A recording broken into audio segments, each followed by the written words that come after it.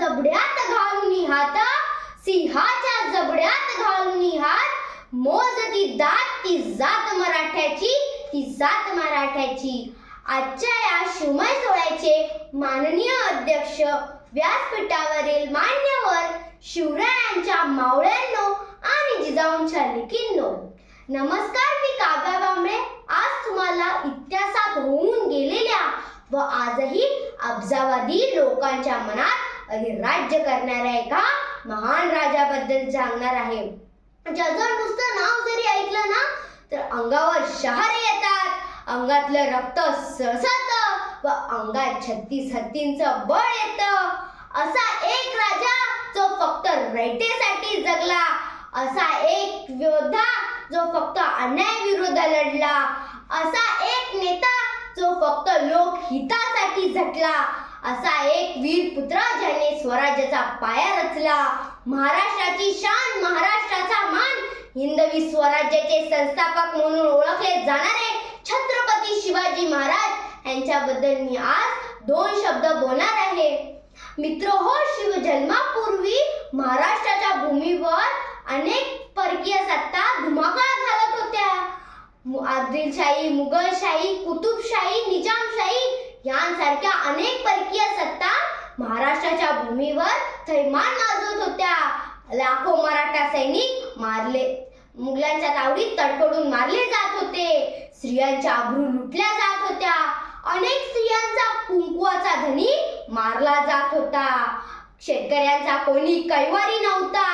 मराठी माणसावर अन्याय अत्याचार होत होता. अशा या परिस्थितीत महाराष्ट्राच्या भूमीला हवा होता एक झंकार, धगमगता पेटता अंगार.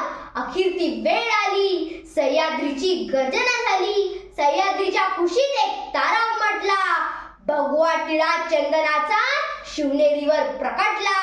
शिवनेरीवर एक तारा चमकला आणि जिजाऊंच्या पोटी एक सिंहाचा जन्म झाला. 19 फेब्रुवारी 1630 रोजी शिवनेरी किल्ल्यावर छत्रपती शिवाजी महाराजांचा जन्म झाला आणि जणू कित्येक वर्षापासून अंधाराचाच पडणाऱ्या महाराष्ट्राच्या भूमीवर प्रकाशाची किरणे पसरू लागली. वयाच्या 16व्या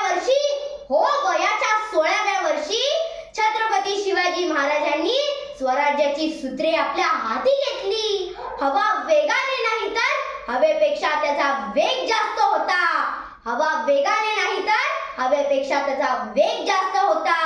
स्वराज्य निर्माण करण्याचा इरादा नेक होता.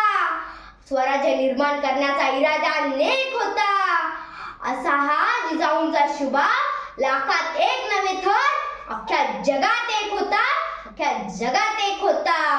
त्यांच्या या कार्यात त्यांचे तानाजी मालुसरे, बाजीप्रभू देशपांडे, शिवा काशीद यांसारख्या अनेक सवंगड्यांनी साथ लाभली.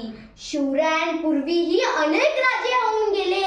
शिवरायांनंतरही अनेक राजे उदयास आले. परंतु इतिहासाच्या पानात आणि लोकांच्या मनात एकच आदर्श राजा म्हणून फक्त आणि फक्त छत्रपती शिवाजी महाराजांना ओळखले जाते. मुजरा छत्रपती शिवरायांना, रयतेच्या राजाला, ज्याच्या भक्तीला नाही जोड, शौर्याला नाही तोड, जो अथांग आहे सागरा समान, ज्याच्या छत्र म्हणजे आभाळा समान, जो सूर्याची शान, मराठी मनातला धगधगता स्वाभिमान, काळीच आहे सह्याद्री, ज्याला शिवरायांचा अभिमान,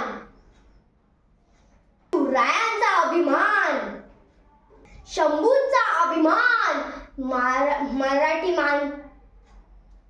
महाराष्ट्राच्या देवारात पहिले त्याचे स्थान.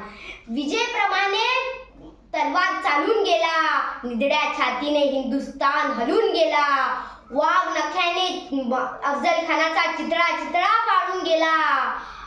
स्वर्गात गेल्यावरही देवाने त्याला झुकून मुजरा केला. असा एक राजा महाराष्ट्रात होऊन गेला. असा एक राजा महाराष्ट्रात होऊन गेला. जय भवानी, जय शिवाजी. धन्यवाद.